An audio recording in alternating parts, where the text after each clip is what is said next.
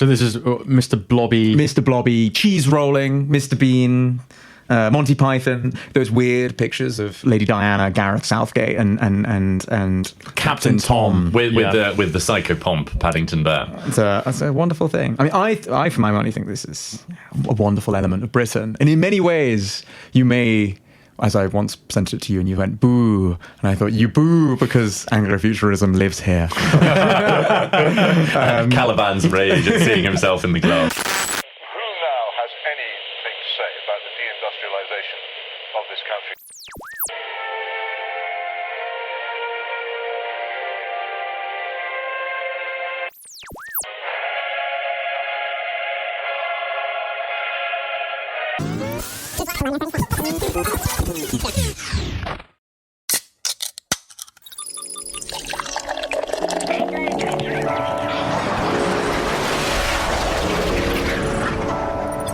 Georgian townhouses on the moon, the highest GDP per capita in the Milky Way. Small modular reactors under every village green. This is Anglofuturism.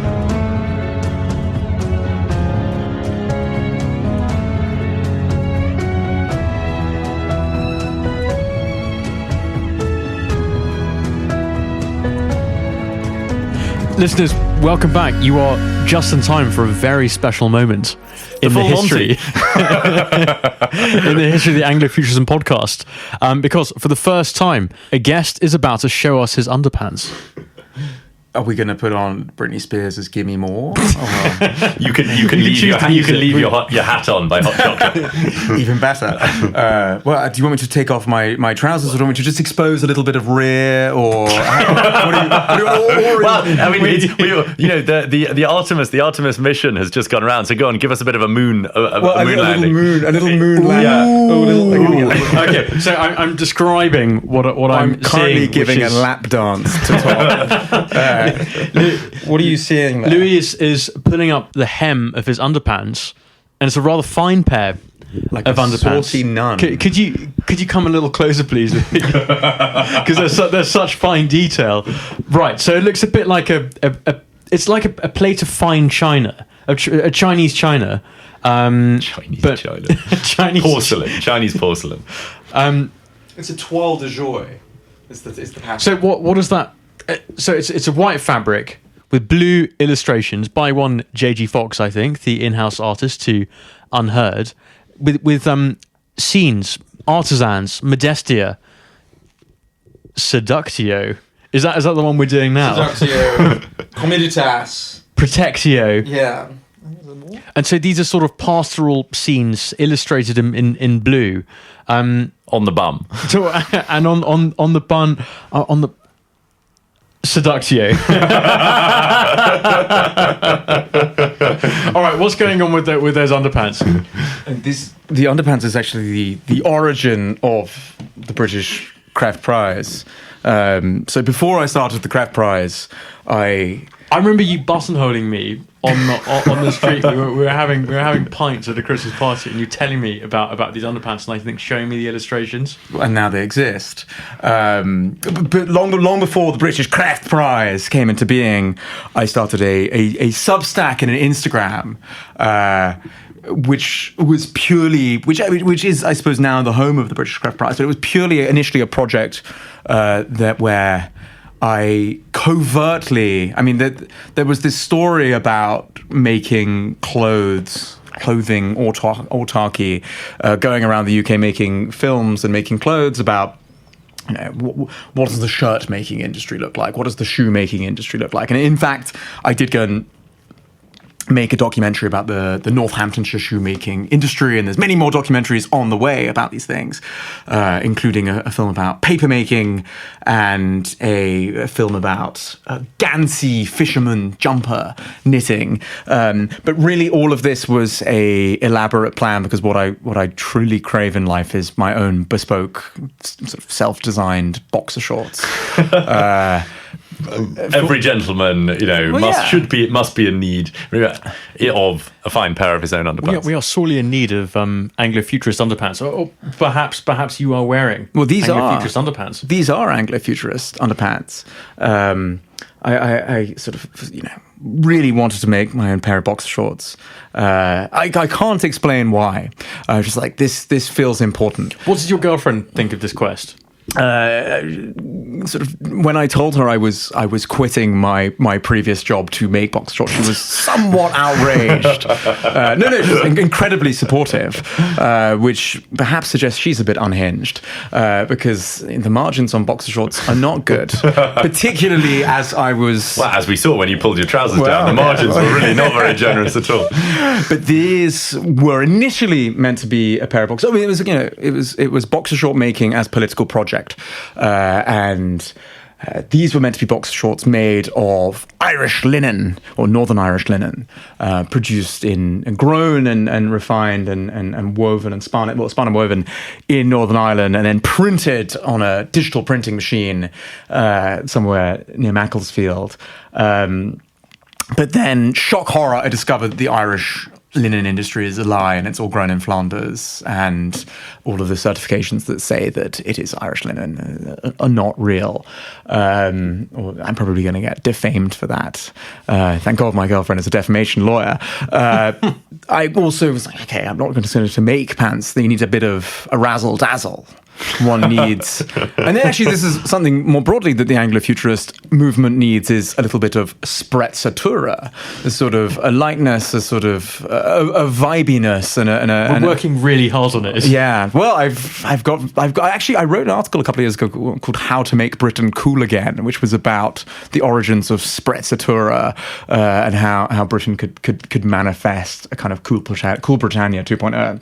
Anyway, I digress. Is that already happening in the sort of Pink Pantherist, like wearing sort of Union Jacks, and Stormzy wearing a Union Jack stab vest? I mean, it's like, and this is the point that Erin always makes, is that actually there is a kind of potent UK brand that is being exported, and I think this gets to the heart of what we were talking about just before we broke, which is that this is a specific type of signalling to a particular group that we find ourselves part of.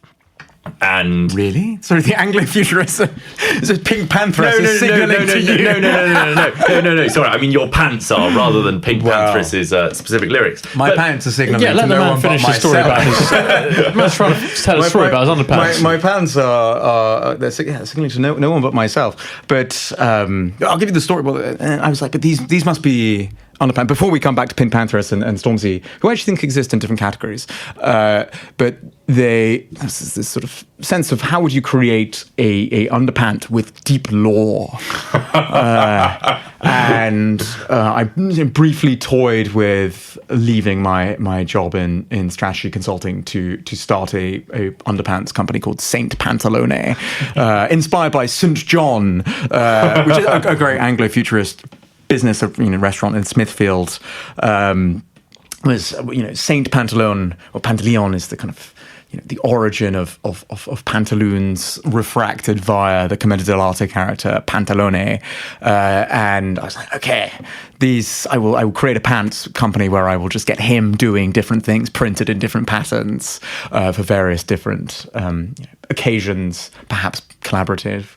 Perhaps we could do some Saint Pantalone goes to the character Pantalone goes to the King Charles III space station. Perhaps this is potentially. But anyway, I just had this sort of idea, and then I enlisted the artist J.G. Fox to draw Saint Pantalone or Pantalone in various positions, and he just sort of I wrote like a long brief for him, and he just sort of did it. And I'm like, all right, well, we'll put that on some pants. But the process, it's kind of become the Fire Festival, which I actually sort of launched this pants project almost a year ago, and I am wearing a pair. The scaling is a little harder. I do now have a factory that is going to make some pants, but they will cost 40. If you want near boxer short autarky. It's going to cost about £43.50 just for manufacturing, not including kind of the labour costs of all the design and all of that. But I'm about to launch, and you can buy if you email me or message me on the internet. I will sell you some of these boxer shorts for £50. But no, this is not really signalling to a small community. Well, maybe it is unconsciously. It's perhaps signalling to my mother, who started a lingerie business in the early noughties and was trying to do manufacturing. It's in the blood. It's in the blood. I come from a long line of underpant innovators. Hosierists. Hosierists. The honourable company. Hosier craftsmen. I'm amused that you went for Pantaloni, because surely, isn't it like Zani, or like the Harlequin, who is more appropriate to your... But he's not called Pants. Yeah, no, he's right. A kind of decrepit dancing man. They could collab. There was an idea that we could kind of bring together all the... When I say me, bring together the different characters.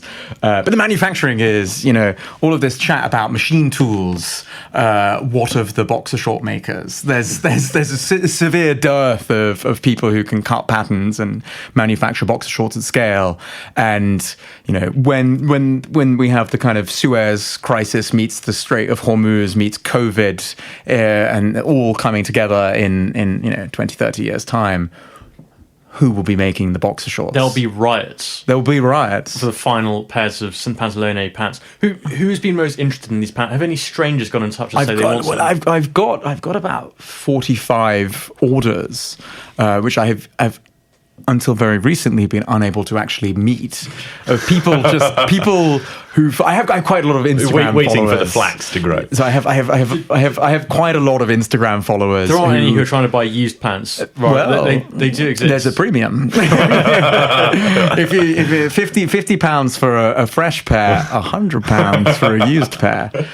But maybe we can cut a deal here. Maybe Tom and Calum, perhaps you would wear a pair and then sell them to your family for much less. Maybe 80. Yeah.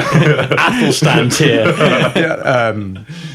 But no, the boxer shorts are essentially an aesthetic and industrial experiment that has proven that our problems go much further than the lack of machine tools. The problem is that it's so difficult to advertise them because... What do you mean difficult to advertise? Because they're concealed. It's not like a sort of t-shirt. Tom, no one's taking off your trousers. Tom, it's very specific, targeted advertising. I have. So my Instagram following is vast majority women. So I have about 12,000 Instagram followers on the Pants Project, and it was not explicitly that, but that is kind of what it is at the beginning. And I think maybe 9,000 of them are women.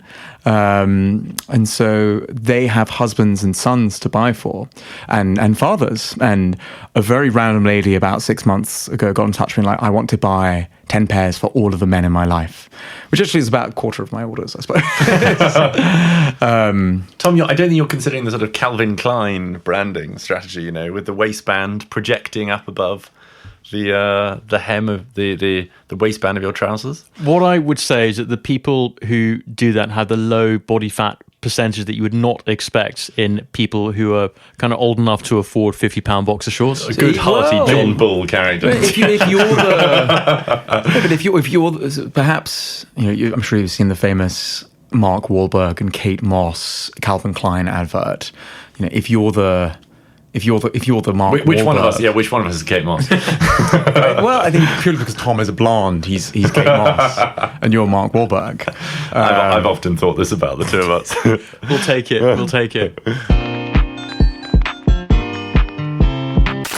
I know that I've been sort of banging on about this, but do you not think this gets us back to this idea of there are groups who have a shared visual language, but the problem is that what was once a sort of largely geographic community, i.e.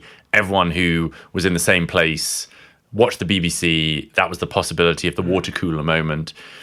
Now the problem is that the internet and immigration and whatever means that the communities with a shared set of values, what you talked about, like Alex Karp, and if you don't have a set of shared aesthetic and moral values, all of this falls apart.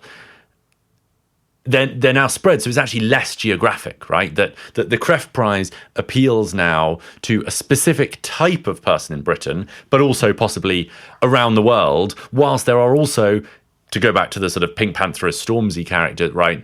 There are different, almost totally separate sets of values. It's almost as if you're teeing me up to share a 16-page PowerPoint presentation that I made on this very topic. I actually didn't know that. But Tom go on then. I will give you the very. This is not for those who are listening. It's not interesting, but I will post it on the internet. It is on the internet somewhere. We'll put it in the show notes. When I was launching my initial project, Nation of Artisans, of which the British Cræft Prize is part of it. I was essentially looking at, in this hyper-fragmented kind of informational cultural landscape, what are the different threads that help us create that shared framework, with a very explicit goal of trying to find ways to navigate that fragmentation. So, and I sent it to Tom, but I have this PowerPoint presentation that I keep on coming back to, which is called 16 Dreams of Britain, which are essentially it's 16 aspirational visions and kind of aesthetic and cultural universes that say some of their Britain. names. So, I mean, they're organized on a kind of 2x2 from nostalgic to innovative and aristocratic to punk, which I feel are the kind of defining tensions that shape Britain. And those that are kind of nostalgic and aristocratic, there is sort of, Royal Britain, twee Britain, workshop Britain, the workshop of the world. There's this like maverick Britain of Bond and Shackleton. There's a sort of, I mentioned the Isambard, King Brunel of workshop Britain. There's the kind of just Britain of like, whether it is the Royal Courts of Justice or the MCC and good chaps, saying what is and is not good cricket. There's sort of literary Britain. There's city Britain. There's silly Britain, which I feel you might not like. So this is Mr. Blobby, cheese rolling, Mr. Bean, Monty Python, those weird pictures of Lady Diana, Gareth Southgate, and Captain Tom with the psychopomp Paddington Bear. It's a wonderful thing. I mean, I for my money think this is a wonderful element of Britain, and in many ways, you may.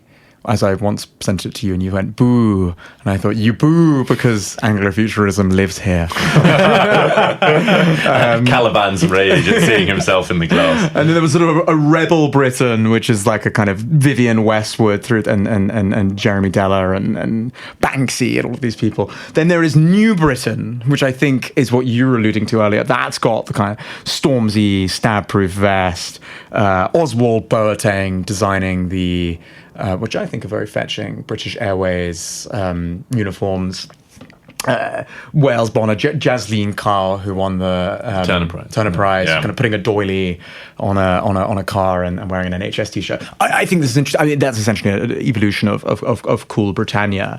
That sort of stuff, I think, is interesting if it doesn't feel manufactured. And if it feels kind of authentic. But no, and I agree. And I think Aaron and Tom, me and Aaron talked about this, but the point is these are separate, right? They are pretty distinct cohorts that are not necessarily agreeing on some pretty fundamental, like aesthetic, moral, values at all. Yes. Right? And they're just talking at totally cross purposes to each other. Yes. And then so this is the core of what I've been trying to find the answer to, not necessarily with success. It's like what actually, connects these things. And this is kind of why I came back to artisanship and indeed craft as a sort of binding agent, which is that whatever people are interested in, whether it is Birmingham and the workshop of the world, revivalism, and kind of all that sort of nostalgia, through to cutting edge, Silicon Britain, to the sort of cricket greens and Paddington Bear, all of these things are kind of connected to some sort of material culture that always connects to someone making something incredibly well somewhere and putting in a great deal of craft and finding kind of pride, respect, a sense of that person is really committed to making something exceptionally well. Cuts across all of them. I really think that it's like there's the you know, you could look at you know, the kind of New Britain and look at you know, Oswald Boateng, a kind of icon of cool Britannia. It's kind of, yeah, it's, I think, of kind of Ghanaian family. I'm pretty sure. You know, but it's also a Savile Row tailor. He could look at you know, some random cricket bat maker in Somerset and be like, we're the same. Like, there's this fundamentally, you are committed to your craft or your craft, and that sort of kind of going back to that kind of King Alfred point of like this kind of deep head, hand, eye, mind, you know, bodily, material interconnection to produce excellence. That with a kind of wacky, eccentric kind of desire to like kind of put a twist on it is a distinctively British approach to the world, I think. Perhaps you disagree. I do disagree. Go for it. Fire. I think this is like quite naive, right? Like surely the problem of this, and you know, and it has always been the case that different groups have maintained like different aesthetic, moral values, and you know, historically that was sort of a more religious, class-based system. You know, that you might have what would have been kind of old Labour values of, you know, it's the value of work, it's William Morris, it's the sort of romantic socialism, it's the value of work, and then you have, you know, country values and the sort of squirearchy. And I mean, you know, the books, The Seed of Albion is a good example of this, of like how these different worlds from Britain go to the New World, go to America, and create these like very different and distinct clades. You know, it's the Quakers and the Puritans and the Cavaliers of Virginia and the Scots-Irish of the Appalachian Mountains. But like, I think you are like missing the fact that often these forces are like in opposition to each other. And whilst there can be a sort of pure unity, a sort of, if you really step back and you say, oh, well, everyone is making things, the values that you are seemingly trumpeting and highlighting and celebrating are not universal to this, like to these categories. And I say this deliberately, right? Yeah. Because, you know, we were looking through the PowerPoint and there was an example there of like Moz Britain, a sort of Morrissey, you know, rebel, like close the borders, but, you know, let us be crazy and, you know, drink 50 pints a night and kind of smoke as many fags as we like, right? Yes. Like surely that, you know, these are like they're in tension with each other. So, yeah, well, of course. I mean, that's why they are arranged in attention with each other on a 2x2. But then how can you hope for some like synthesis, right? Surely, like you can say, I'm not sure he is. I'm trying to say what's the closest one can get to finding some sort of solidarity, some sort of shared framework around some high status position, or some high status fountain of cultural production. It is not Christianity anymore. It is not, you know, some vision of Britain as, you know, flag waving, ruling the waves. Like they're not really strong results. The Second World War is not really a binding narrative anymore. Like if we have if we may not have the same shared belief, but if we think it is important to create some sort of shared framework that makes stories and ideas about, you know, being in Britain that like more than 50% of the people can identify with as being, oh, that's good. Whether like surely something in the status of like solidarity and really, really high caliber work. But do you not think that these are signaling? Often these are signaling processes, and there is a kind of winner takes all almost approach here, in that, you know, the case of the Turner Prize is the choice of who wins it becomes an almost sectarian question, because, you know, the group that gets to be awarded is sort of temporarily put on top, in the same way that, you know, in Nigeria there's a sort of rotation between the three ethnic groups, and, you know, you get the Igbo and the Yoruba, and they all take turns to sort of loot the state. And the problem is that when you have these like really sort of contradictory, often aesthetic and moral sets of values, it's not enough to just say, oh, I guess we'll get along. Like the problem is when you have a country which is geographically, you know, continuous and homogenous, when you have cultures that are different, there is just a winner takes all, and one will win out over another. And there's like, we are in the midst of this like real conflict about what the future will be, and, you know, demographics and sort of money and capital are sort of fighting at the moment to see which one will win out. Yeah. Again, it's interesting. I suppose I'm not in any way trying to position this as the solution. It is. No, but I don't think it's a solution. It's an experiment. But it's a battlefield. It's a battlefield. Well, for me, it's an experiment that exists trying to kind of circumvent the battlefield. Like, I kind of don't care about the culture war stuff. I don't know. The culture war, like, to me, has become so boring. And it's like there's these massive questions about moral differences, resource allocation, and you know, these tensions that exist and not going to go away. You know, on a personal level, I'm like, I can't actually solve it. I have no interest in, like, you know, politics in that sense. But I'm like, okay, but, you know, through culture, perhaps there are, you know, pathways to do little experiments that might lead to more interesting things. And, you know, we talked about the kind of the informational environment. Like, there is no common informational environment. The BBC doesn't have the power to move the needle in the same way that it once did. There's a zillion different channels on you know, Instagram and TikTok, whatever, and nobody is consuming any kind of linear. But maybe some older people who just like pick up, you know, the Times, the Guardian, whatever, to read it. But there's no linear media consumption. It's so sort of fragmented and schizoid that you know, a shared informational environment is not possible. And again, you know, obviously park all the points about like house building and stuff like that, but I'm very inspired by like Ruskin and this idea that like the material culture and the, you know, the buildings that you know, surround yourselves in, the things that you see are indicative of philosophies, metaphysics, stories, ideas about how the world is and could be.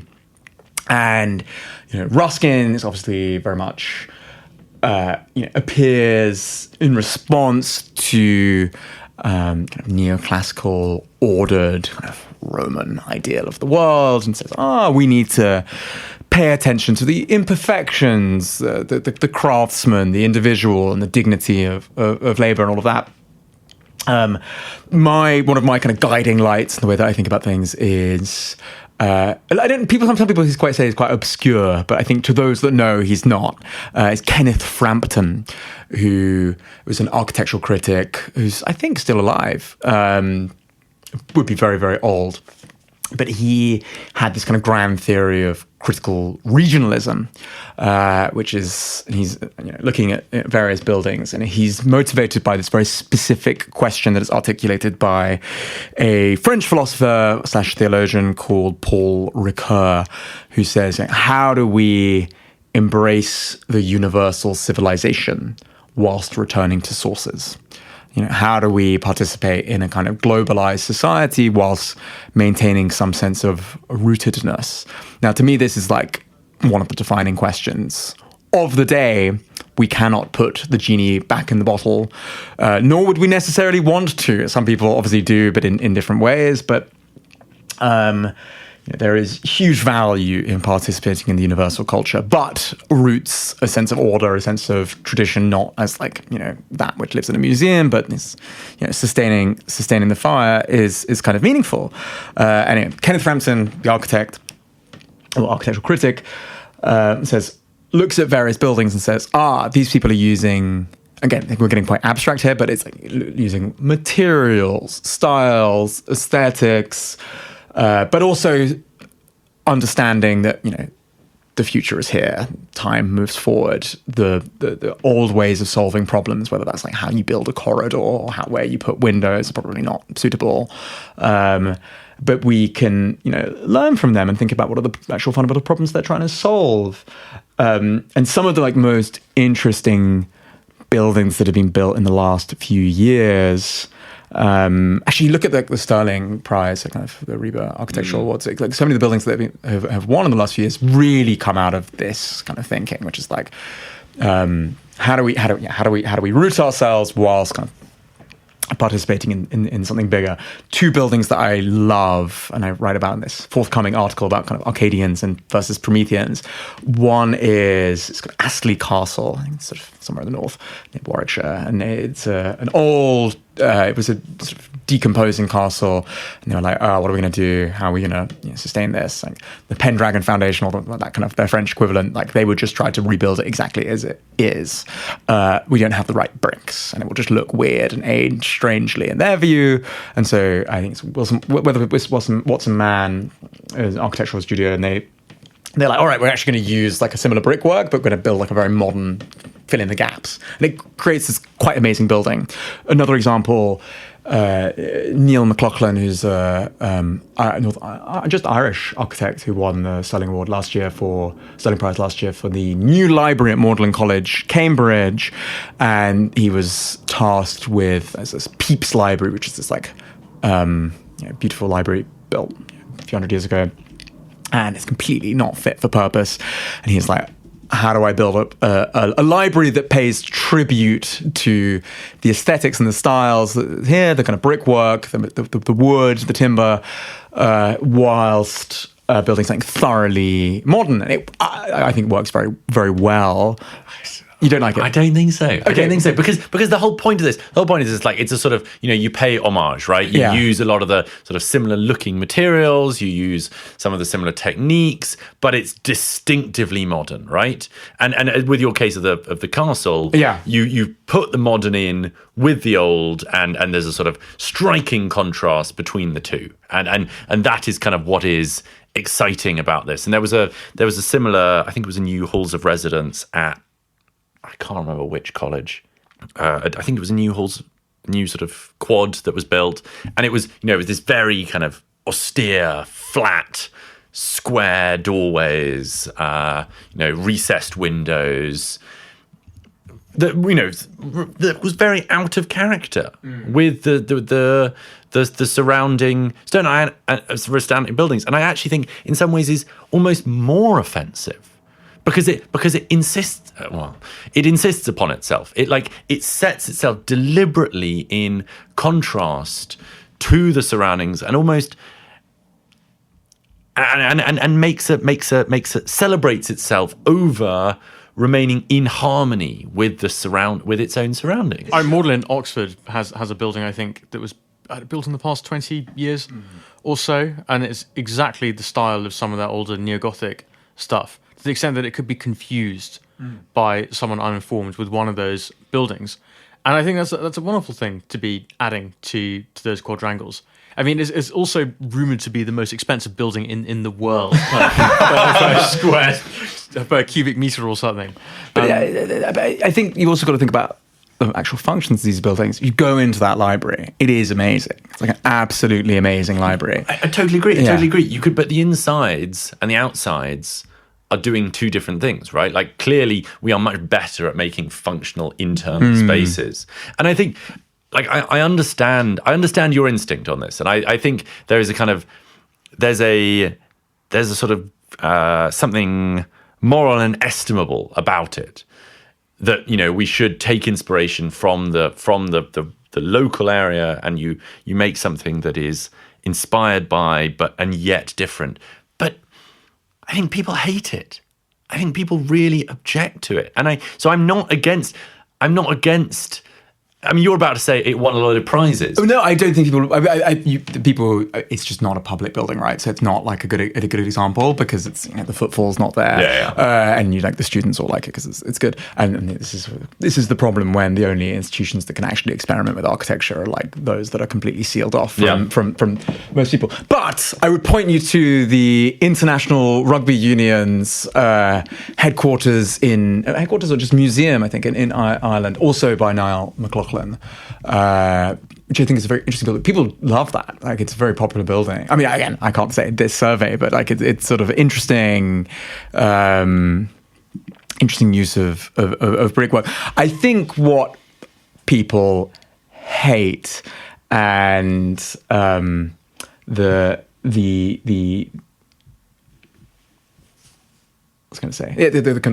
designer. Thomas Heatherwick. I was literally about to bring up Heatherwick. Yeah, okay. Well, the designer Thomas Heatherwick, I think, I think is right about. It's just this idea that you have to kind of humanizing buildings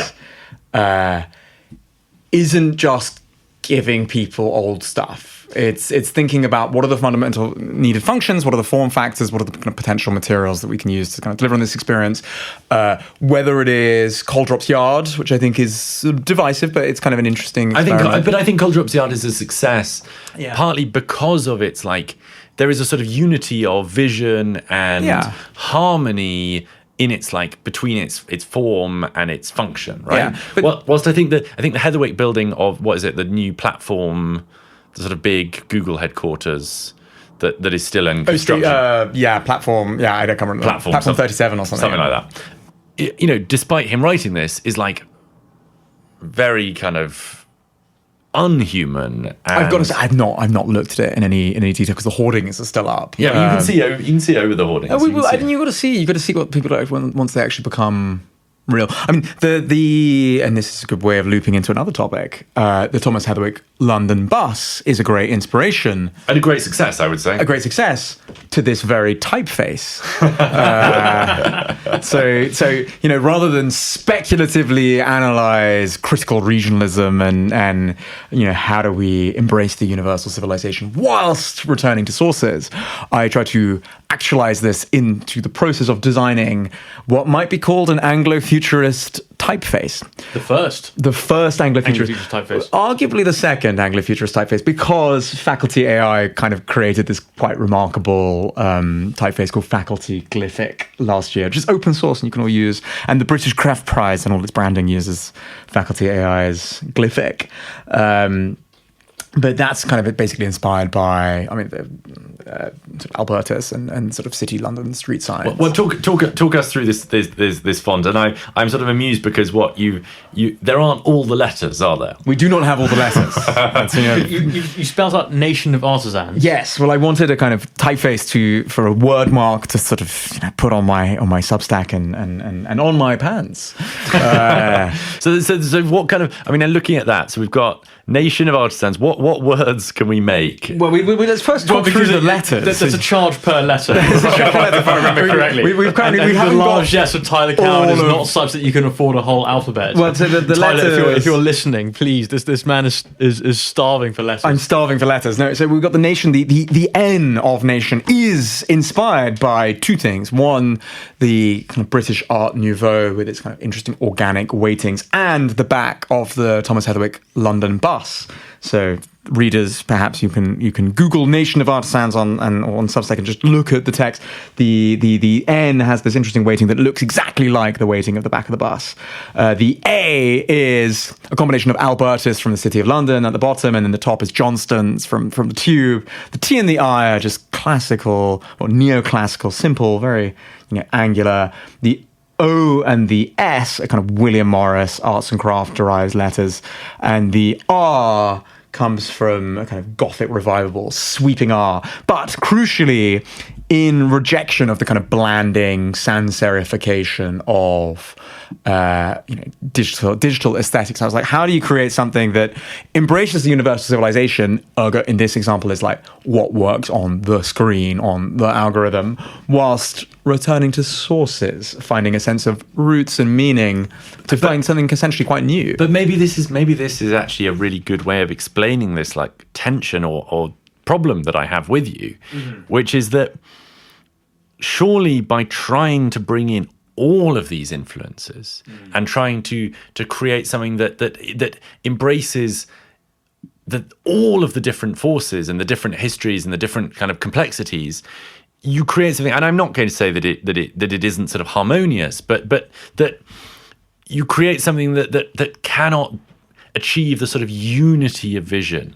Well, I mean, you can't go any further than this. I mean, essentially, the biggest problem here is like there's various movements that I would like to include, but this is where I suppose that taste word comes back. There has to be a restraint. You can't actually do it all, which perhaps means you've snookered me in your word craftsmanship.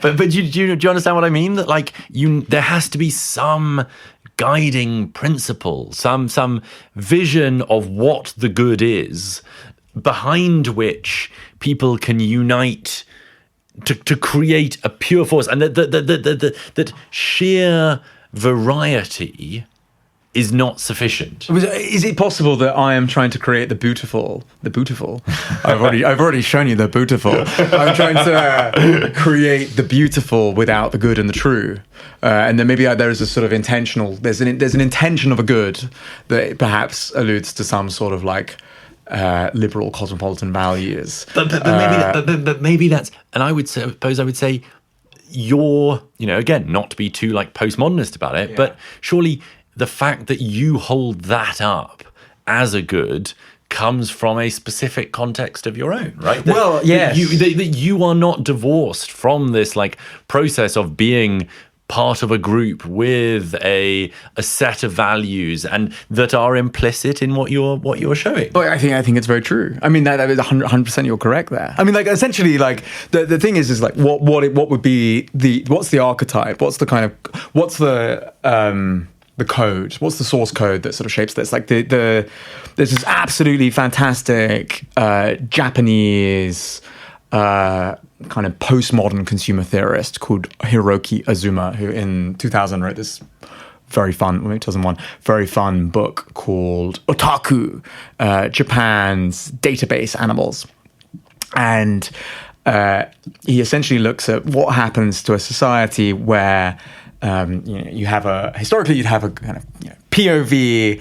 It's 200, 300 years ago. There's a grand narrative and all visual and material about how what society is, how it works, what your place in it is, and then all consumer material, visual culture essentially reinforces that story. So let's use a British example. You are a emerging bourgeois merchant in Surrey in the late 18th century, and you hear about this chap Josiah Wedgwood who is making pots and plates and teapots for Queen Charlotte, and they have this sort of classical imagery to them. It's kind of jasperware, this particular color, and you're like, I'm gonna, this Wedgwood can mass produce these plates. I'm gonna buy one of these plates, and by consuming that object, I am participating in, maybe not consciously, but I'm participating in the kind of, beneath that little at the kind of surface level, some sort of grander narrative. What Hiroki Azuma says is that the grand narrative is dissolved. There isn't one, and what replaces it is a database of options, and everything that we consume is a fragment of those database. But he was writing 25 years ago, but when the database is just like, ooh, some things that I like and I'm intentionally curating, and this is like, ooh, I really like otaku, I like this manga character, I really like this manga character, and I like their cat ears. Actually, you know what, I really like just cat ears in general. Show me cat ears of all sorts. And there's these amazing Japanese databases and search engines that you can look at from like 25 years ago, and you could just like search train wheel, cat ear, maid knot on like apron, and people just sort of starting to worship these specific fragments of things that are highly personal to them, and he sees this indicative of collapse in the grand narrative, and that kind of the database consumption is taken over. You can take this to its logical conclusion, which is like where we are now, which is like the database is not only it's not only just a database rather than some big grand solid narrative, rather it's a database that is like actively filtering, reconfiguring, and optimized just for you, and you're not even and talks back to you in the form of like video large language models or whatever. And you're not even intentionally curating it anymore, and so you're just being like your attention and like a swarm of production is creating this really unique form of consumption that connects you to nothing and no one other than what provides a sense of like bliss to you. That's essentially the landscape that we're operating in, and it's like that's deeply destructive to the soul or any shared framework. So I think what I'm really trying, I suppose, what I'm actually trying to do here, and Angela Nagel, the podcaster / scholar, she named her podcast Rocinante after the horse from Don Quixote's horse, and it's like this and the kind of idea that she's sort of getting at is like, there's certain things where you actually can't solve the problem, like you can't actually systemically, individually solve the problem. Even a small group maybe can't solve the problem. Collectively, we probably can't solve the problem. But what you can do is sort of like hopelessly, romantically try and do a thing, and perhaps that leads to something. And I suppose with the Cræft Prize, the view is like, various things. This national question of like, how do we embrace, or national, but just kind of wider. It's revealing my deep my deep liberal cosmopolitanism. This sort of sense that how do we return to sources whilst embracing the universal civilization? How do we determine what to build when we can build anything? How do we uncover entirely new aesthetic and material innovations when kind of the guiding logic is just like make sort of software and things like that. How do we stimulate kind of material innovation? Those are things that just like personally animate me, and I think about a great deal. And the prize is really just like let's see what happens. So I think probably what we've discussed for the last how many hours we've been time is slipping away in the King Charles III station. It possibly has a sort of hubris, like there's a hubris to the analysis as there is in the hubris to the project. The hubris of the project is like, let's try and see if we can solve it. The hubris in the analysis is taking that at face value and saying that this is what it's doing. And really it's like, it's a lifeboat. It's an experiment, and it's trying to kind of pull together various different threads. And most importantly, and I think when we first met, Calum, this is I thought was the most salient thing that I had not appreciated about the Anglofuturist is, for me, this is mostly about fun.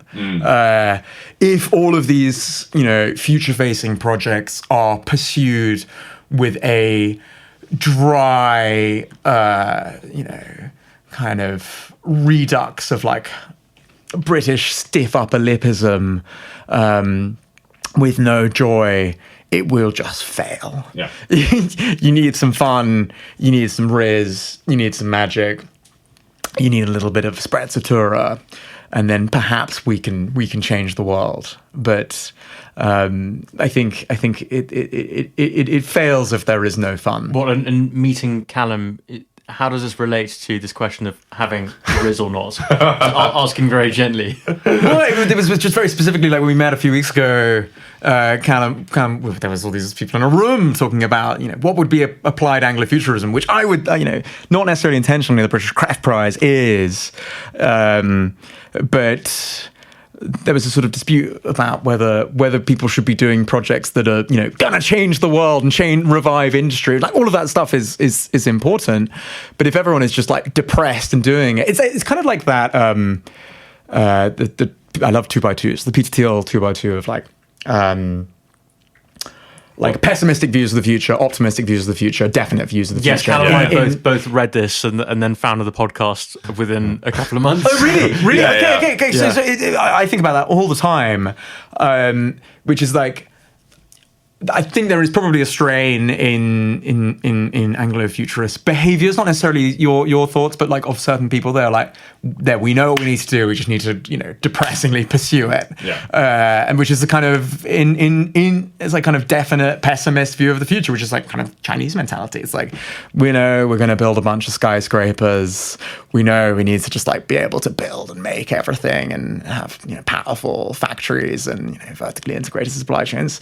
Let's just do it. That there's no joy to that. I think the American, obviously the definite optimism is where you want to be. But since the 70s, it's kind of still been an indefinite optimism. It's still probably a better place to be than a kind of depressing definite optimism. Oh, definite pessimism.